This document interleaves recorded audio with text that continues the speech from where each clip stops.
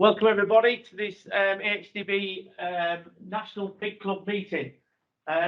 Forgive the room a little bit. We're in the boardroom at AHDB, and as a lot of you will know, we are moving premises. So a lot of the furniture's already gone. Hence, we've got a few of us gathered around the table. Around the table, we've got 2 or 3 producers who are part of the current programme, and also 1 or 2 producers who have been aware of the programme, who are interested potentially if we like to take this going forward. We have Neil Fedden and David Crowfoot in the room as well, who are also going to do a bit of presentation as well. Just a little bit of running order. So I'm doing the introductions now. We're going to do a little bit on the objectives. Neil's going to speak a little bit on what is lean management, and also on how we took it to a farm, which is quite an interesting story, really.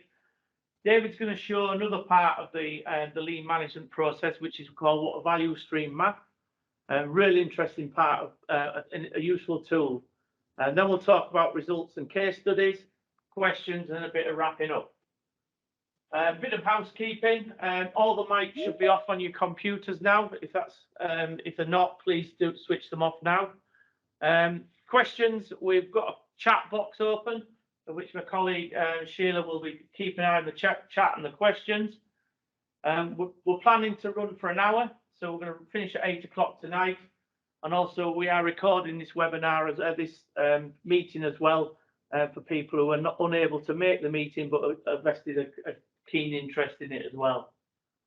So when we do any work with AHDB, when we do any programs or projects and things like that, we have to list our objectives of the program, and these were the objectives of the Monitor Farm SmartPork program, which was set over 2 or 3 years ago.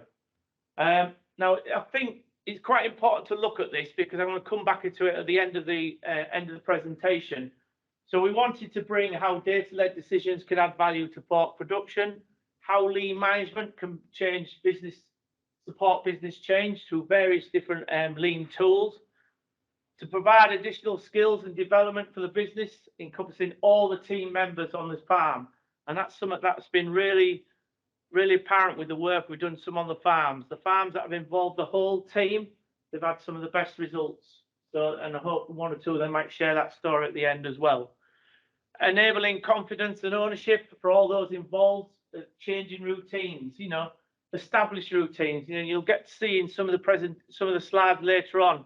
We're talking some of the basic simple routines like feeding pigs, mucking out, bedding up, and all that. And them little simple buy-ins have been some of the success of the program because everyone's understood it on a simple day-to-day task, what they do day in, day out. And also for the key members of the team that have been part of this, it's provided a new way of approach to engaging with our levy payers, rather than just going down your drives and telling you how to feed pigs, look after pigs. It's something new from the old traditional technical side we used to do, and a more business improvement approach. So without further ado, I'm going to hand over to Neil, who was part of our partners in this program. I'm going to hand over to Neil. Thanks, JP. Good evening. Name's Neil Fedden. I'm a lean management consultant. Idea really next 15 minutes, just give you an overview of what lean is, and then give you some practical examples of where we applied lean on the monitor farms. Just building on what AP was saying in terms of project objectives. Obviously, one of the primary objectives is going to be to improve productivity in order to defend margins, and also to look at it from a point of view of getting the best out of the skills that you've got within the business. Difficult times to recruit and get the right skills into the business. So whatever can be done to improve productivities of individuals and maximise that capacity will have to be essential and one of the main objectives of the programme. And then building from that, a key thing these days that we're coming across more and more is staff retention. So whatever we could do to improve productivity, but also make the job easier for individuals, one, they'd have a greater chance of success, but then also secondly, by taking the hassle out of the job, could hopefully improve upon morale and staff retention within the businesses. And as AP said, making sure that the skills that we used as part of the lean projects were transferred into the businesses and remain within the sector. So hopefully what it can do is generate further improvements into the future. So lean, distilling it down onto one slide. Essentially, it's all about eliminating waste from the process. So it's analysing all the process steps, looking at the routines, especially the daily routines, the ones that are done most frequently within the business, and just looking at what could be done to reduce down as much of the waste as possible. And you can see the waste on the left-hand side. So it'll be things like movements of individuals and movements of the pigs, movements of waiting and delays, so waiting for information, waiting for tooling, waiting for access to equipment. Could be producing more than what's required, so overproducing. It could be over-processing, so that could be a case of doing too much weighing within the business that's over and above the specified requirements. It could be the product not meeting the specification, or the last one, skills and talent. It could be down to the fact that you're not getting the best use of the skills that you've got within the business. If you're employing people and you're consuming capacity on those wasteful activities, you're not getting best out of those individuals. And although when we do analysis of the process, using things like waste walk or process mapping, which we'll show you on the next slide what that looks like, what you're trying to do really is identify these and take out the majority of these wastes. Normally they make up somewhere between 80 to 95% of the activities within the business. So by doing the waste walk, by doing the process maps, we can identify where they occur within the business processes. And what we can then do is free up as much time as possible to do the value-added activities. And the value-added activities might actually be management of gilts, the weaning processes. So it's looking to what can be done to improve the value of the product itself. So the fundamentals of lean is reduce the waste to maximise capacity to do more value-add activities within the operation itself. You'll see from the case studies, the kinds of improvements that come out of it tend to be small incremental gains. It could be a 1% improvement in the performance of the operation. And it's these little 1% improvements that we do, aggregated up, and what actually make a difference to the productivity of the business. The chances are they're going to be, you won't see when you do the waste walks and when you do the process maps, you won't see great big 10 to 20% productivity improvements in one single improvement activity itself. Normally you would have already identified those. The kind of things that we identify normally with lean, when we're doing the analysis, are the little things that normally are missed with the naked eye. It's only when you do the analysis you start to identify these and people start to say, look, we're losing X amount of time on this. If we can eliminate this, it's going to free up capacity. So that's what we're looking for. We're looking for these small incremental gains within the operation. And this is the Plan, Do, Check, Act is essentially the continuous improvement cycle within lean. So you start to identify things you can do to improve things, which is your plan. You implement those improvements, which you do. You check to make sure it's made the process better, so it saves time. And assuming it does save time, the act is you write that into the new standard procedures and you document and you capture that new way of working. So that way you can go through the cycle again and build on the improvements and things don't slip back to the old ways of doing things. And that's what we're trying to do. We're trying to go around this cycle as many times as we possibly can do to squeeze as much of these 1% improvements out of the process as we can. And don't worry about the detail on this slide, just gives you a bit of an overview of the approach that we've taken. We were well aware of the fact when we started this project that not all the lean tools and techniques that apply within the pig sector. So what we were trying to get and what we were trying to develop is a toolbox essentially for the pork sector. And this is what we trialled with the businesses, and the results hopefully justify the selection. They tend to be very simple tools and techniques, so things that people can pick up quite quickly and quite easily. And going back to one of the original objectives, hopefully what people can repeat into the future in order to sustain these improvements. So essentially process map and waste walks. So we're walking through the routines and identifying where the waste is. Pareto analysis and fishbowl analysis. This is where we're applying some of the problem solving techniques to understand the root cause of the problems and make sure that we fix the root causes of the problems. And then the prioritization matrix is a way that we developed just to filter out what improvements you're going to do. You haven't got the resources within your businesses to tackle every single improvement activity that was identified. So we use this matrix as a way of identifying what are the things that are going to have, be easiest to implement, that will have the highest impact on the business. So just delving into the detail of what lean looks like on a farm. This is your classic string diagram that we do as part of the waste walks. This was the layout of a farm. We drew this on a flip chart, so simple and easy to do. And then what we did is as we walked around the process, the red lines indicate the travel that was undertaken as part of this feed routine. So very, very quickly and very easily, when you're doing this, you can start to identify where the majority of the walking is taking place and the majority of transportation.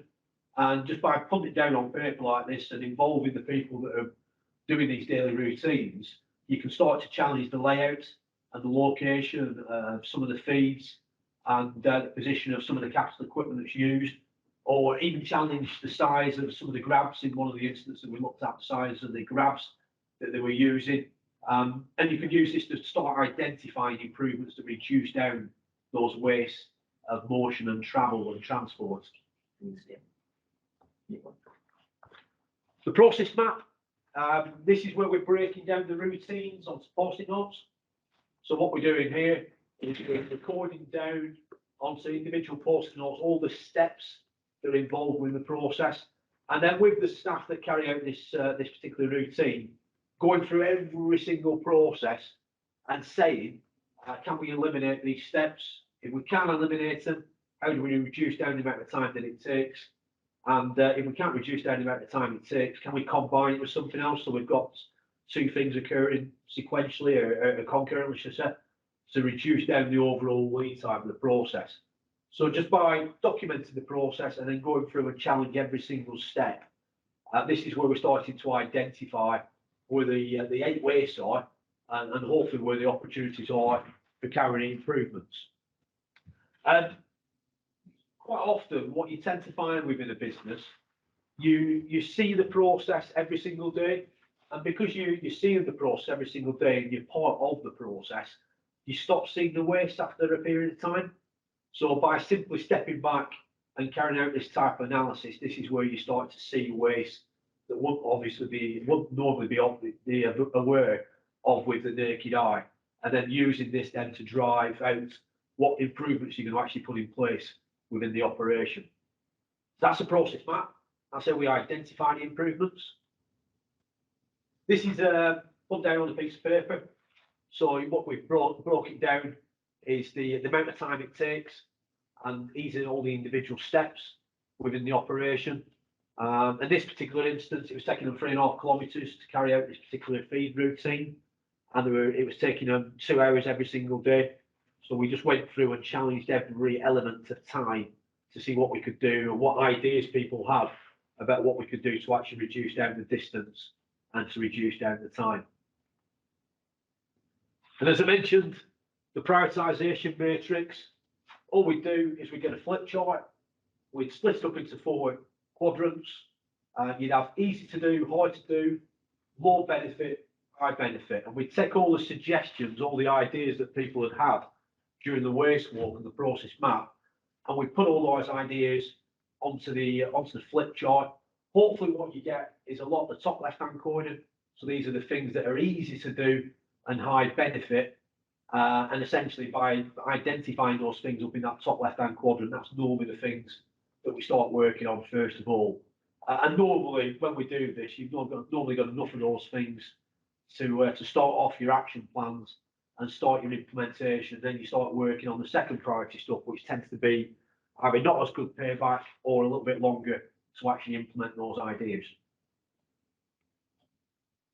So just some examples of the kind of things that come out of this process, these 1% improvements, these marginal gains.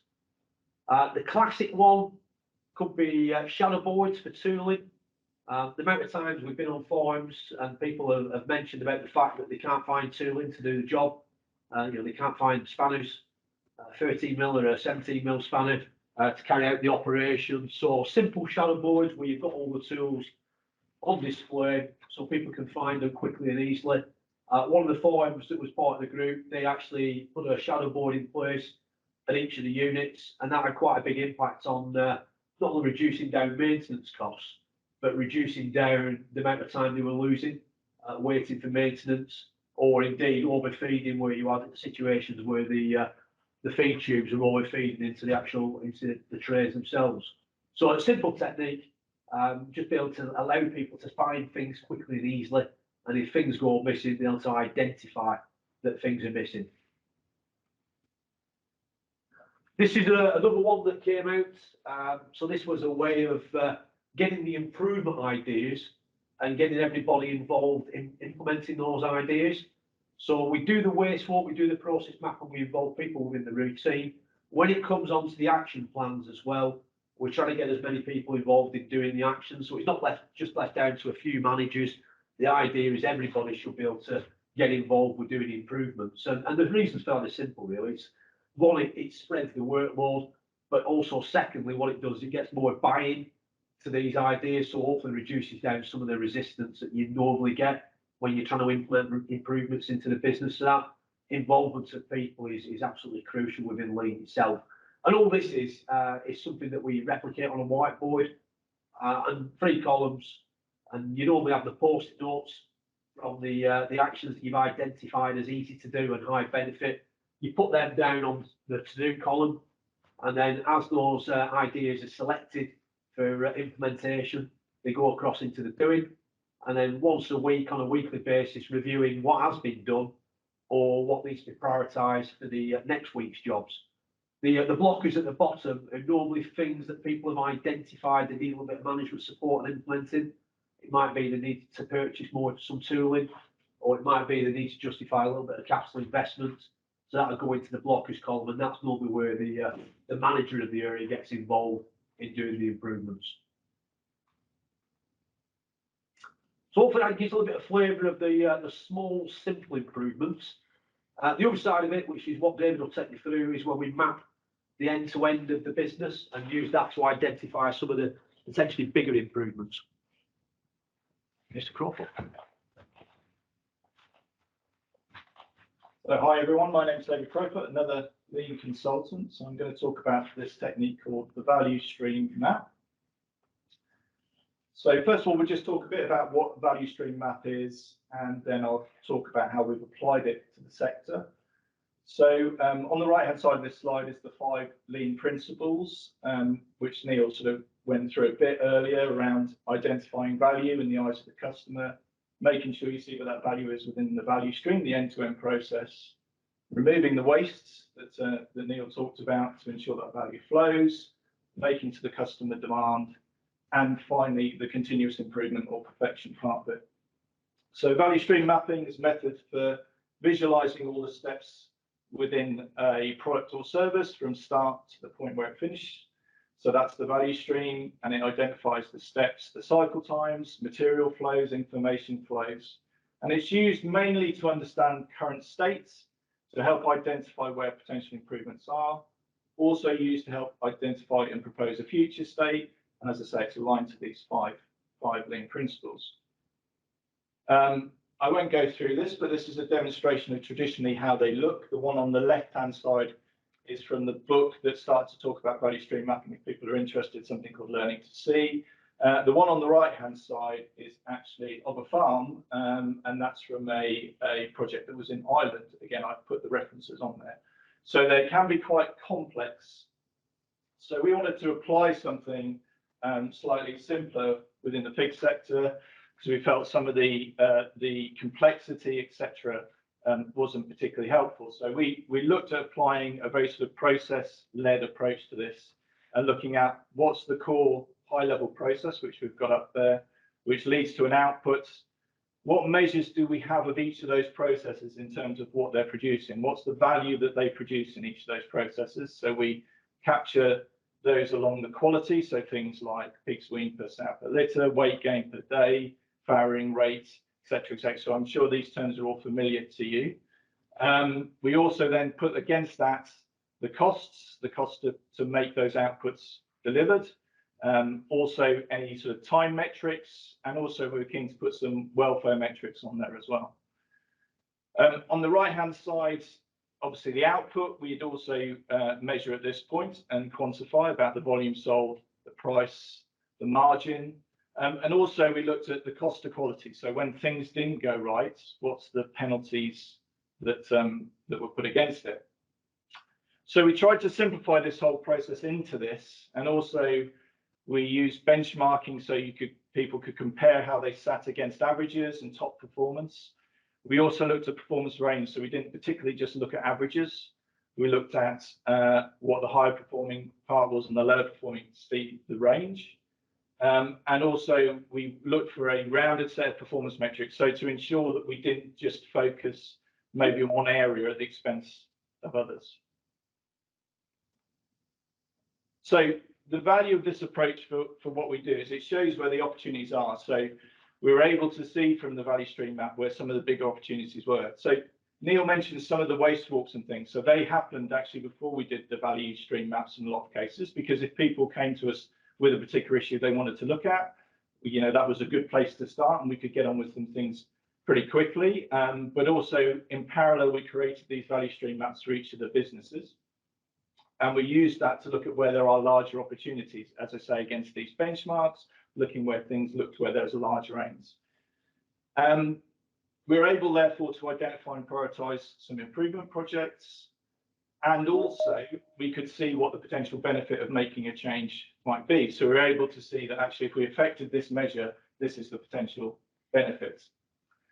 One of the important things with this also is seeing the interaction between different measures. So no point in going for reducing the quality of feed, for example, if that has an impact on your quality of the output or has an impact in terms of the amount of feed you have to provide.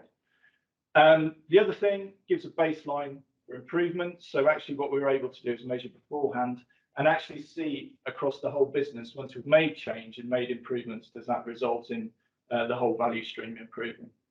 I think an additional benefit by getting all of the data, when we came to actually doing some of the more detailed sessions where we looked at some of the problems that are identified and we did the waste walks, etc., it actually gave us a lot more data and confidence to enable us to make improvements. So some examples of that. On one of the value stream maps, we were able to identify the scale and impact of out-of-spec pigs, and we were able to see the link to feed and to weighing of that. Another one, we were identify the cost of small pigs and enable some experimentation about how they should be managed. And it gave some data and confidence to enable a focus on improving parity. So the value stream map very much about giving that one-page overview of a process and enable us to focus on where we could make some improvements. Thanks, back to you.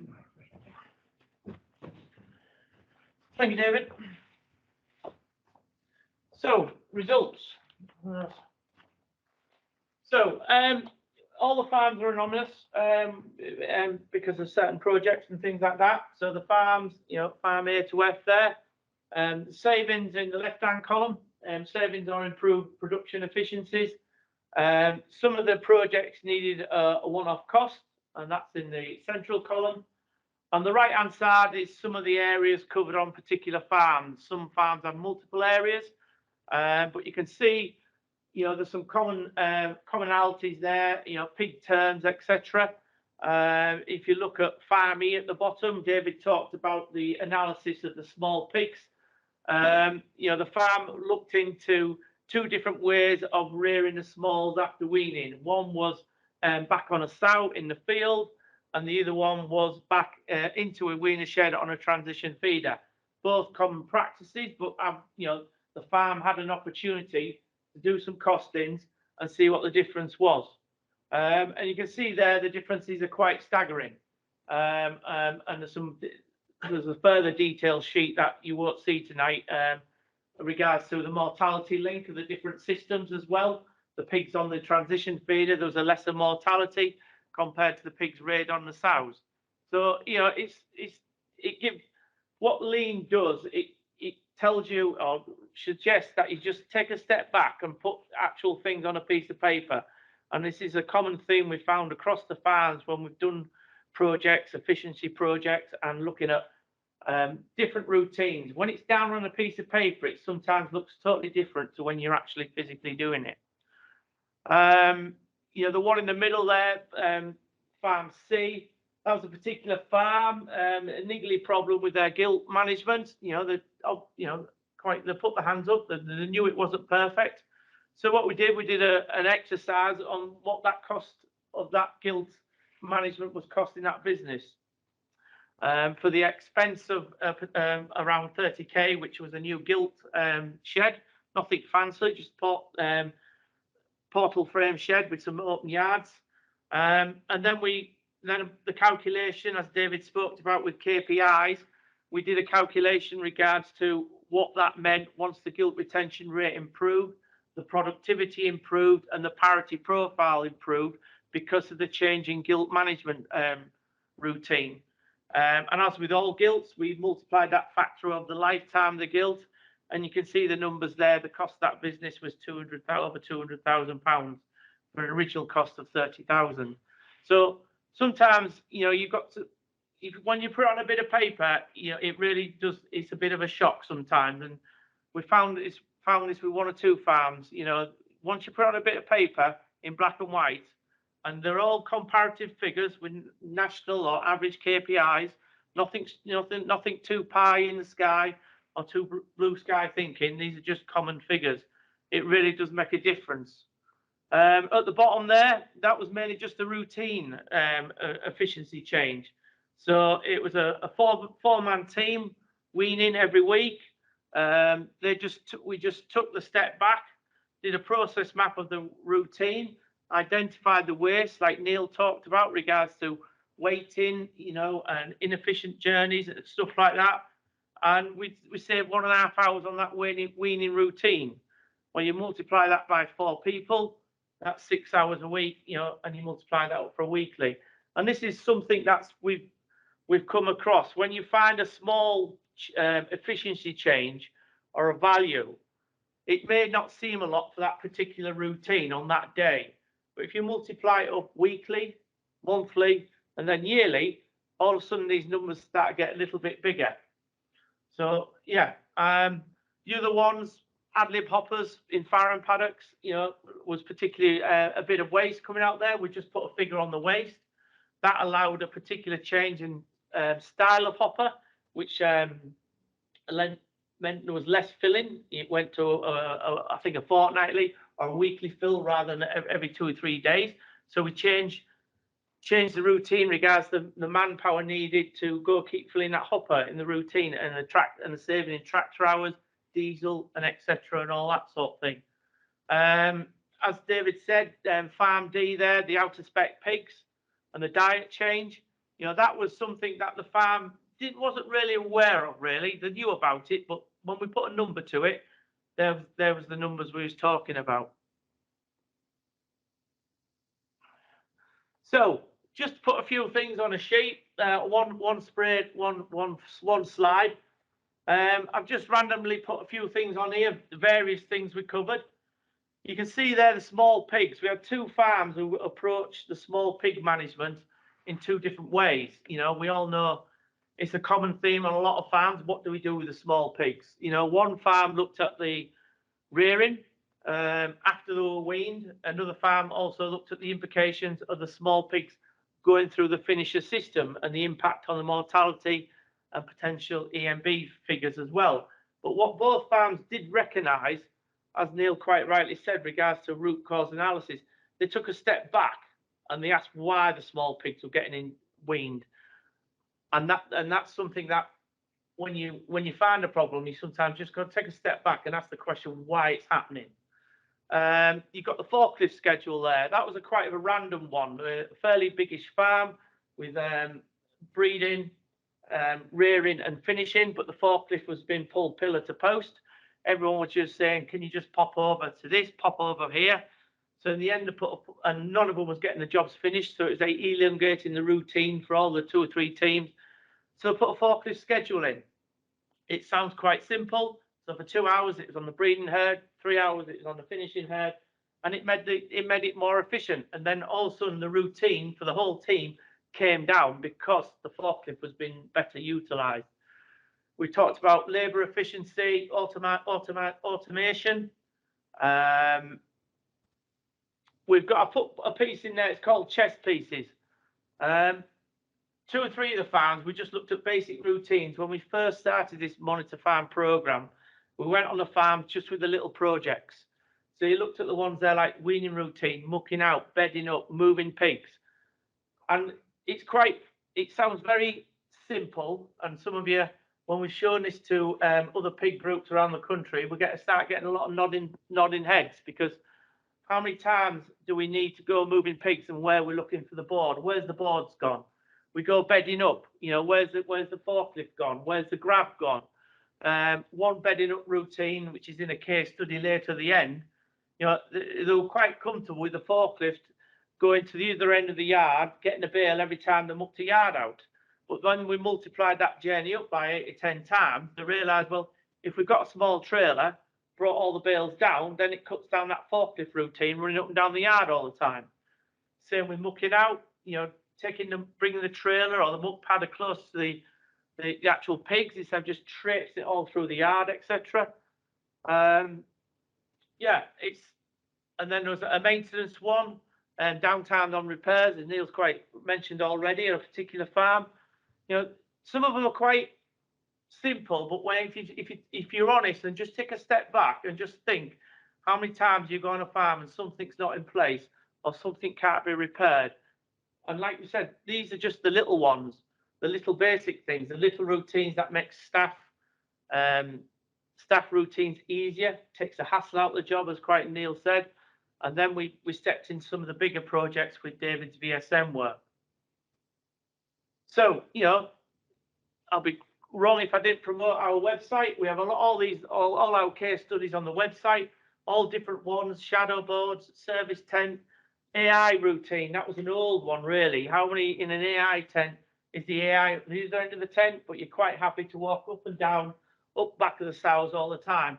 Doesn't sound a lot, but when we talk about taking the hassle out of a job for a man or a person doing that service routine, then few steps times 50, 60, 70, 80 pigs in a batch, it soon starts adding up.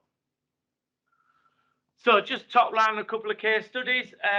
This was a firing shed routine, refill the bucket, and going up and down the passage, refilling the bucket because they couldn't take a barrow up the passage or something like that.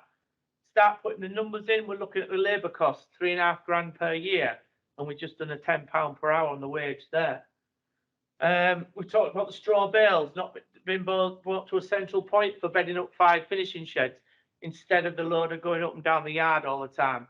As Neil talked about with the process map, we started putting numbers on things, on times, it starts adding up. Third one, the shadow board, the right side spanner. You take that into pig speak and put it to the pig board, or mug forks, shovels, brushes and stuff like that. If we use them, pressure washer stuff and things like that, is it in the right place, or was it just dumped and left where it was used last?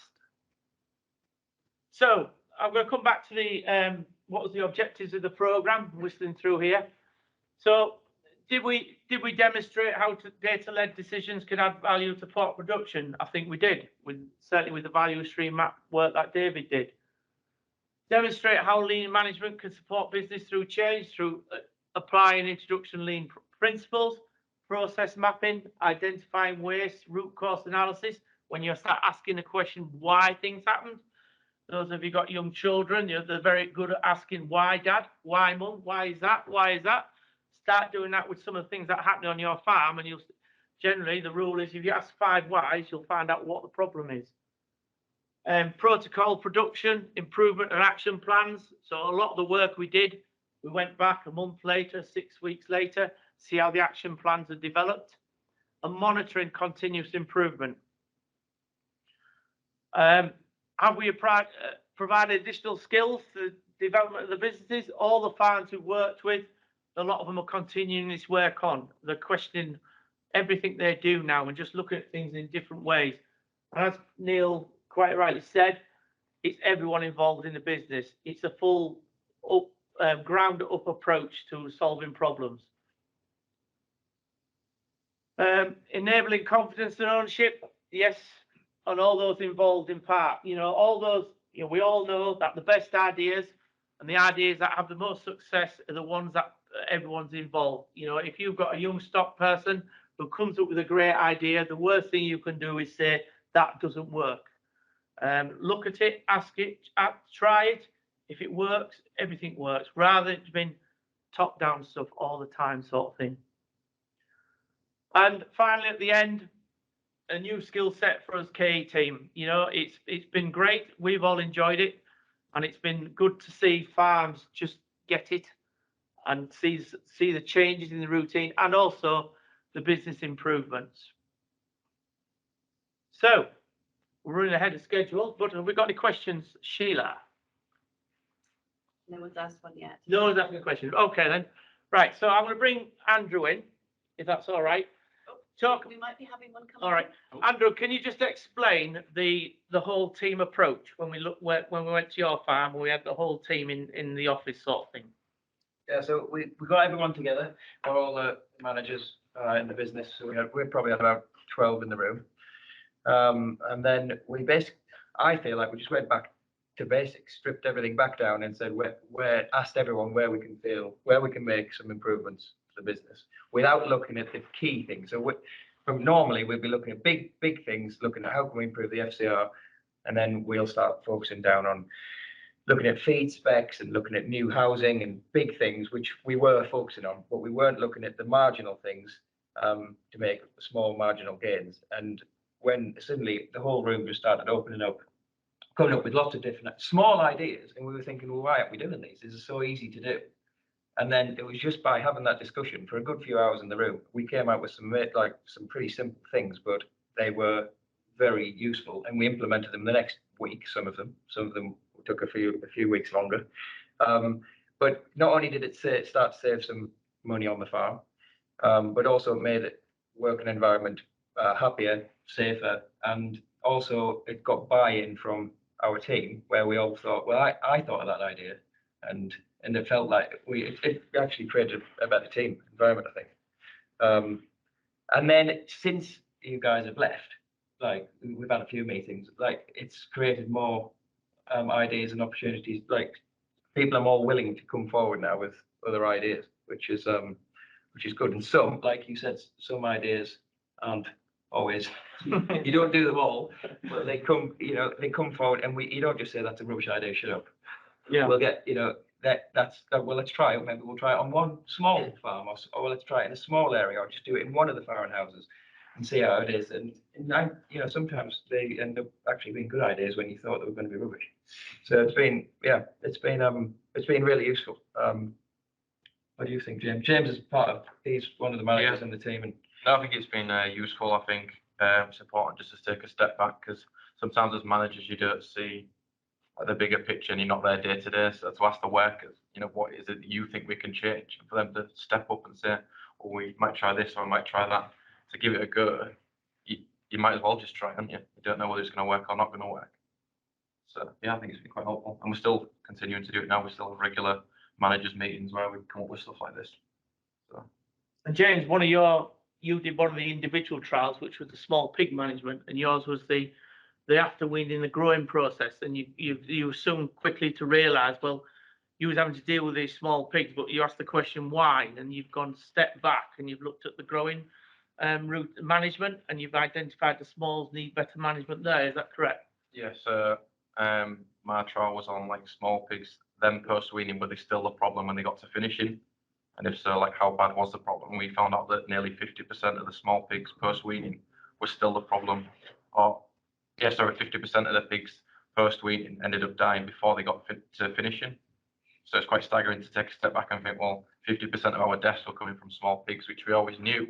Now we can focus more time on the smaller pigs. Is it they need a better diet, they need more time, just sort of small changes, but staggering to see, really. So there's a question come in about small pig management. Did costings include holding up the AIAO units? All in, all out units. Yeah. yeah, I think so. So what they're asking, I think what they're looking at was whether the tail, the smalls hanging on at the end, because she was waiting for them to get to grade, was it holding up the Yeah. the finishing, completely emptying that building sort of thing? Yeah, so we always tried to clear the smalls first, but in the trial that we did, we found that although they did make it to spec, it took longer to make it to spec. So the bigs we were drying at like 21 weeks, for example, the smalls were still there at 26, 27 weeks. So they did essentially, they got there in the end, but it took longer to get there. Yeah. So. Anything else, Sheila? No. No?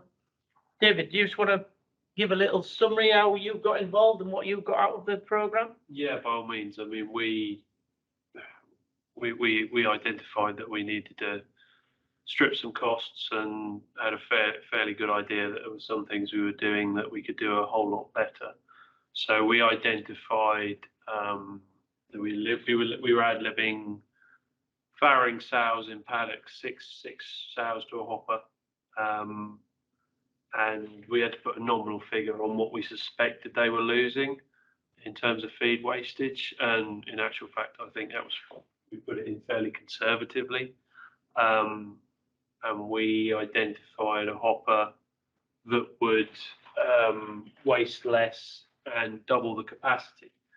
So not only did we have a feed saving, but we had a labour, diesel, machinery saving in filling it once a fortnight rather than once a week.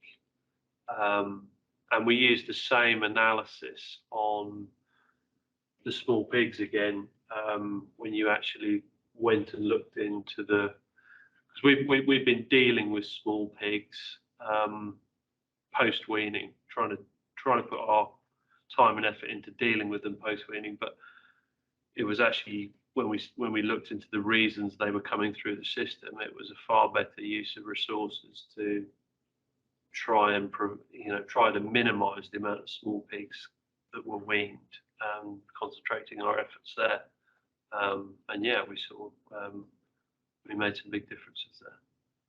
Thank you, David. Question coming, Sheila, just see that popped up. What was the simplest but most beneficial problem you solved? So that could be asked to all of you. All of you. I think we bought some tools for each of our units, and it was as simple as that. The downtime that saved was staggering, and then it broke. Neil mentioned earlier a broken feeder. If it takes one day, like a hole in a feed pipe, all it needs is a Jubilee clip, something simple as that.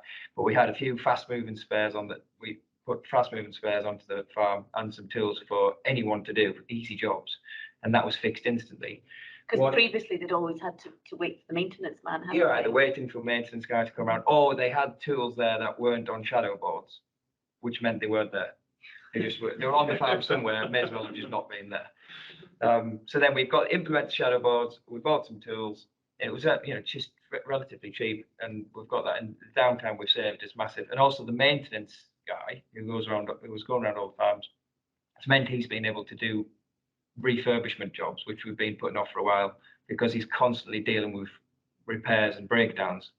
And that was we literally did that the week after you left. Yeah. And it was so easy.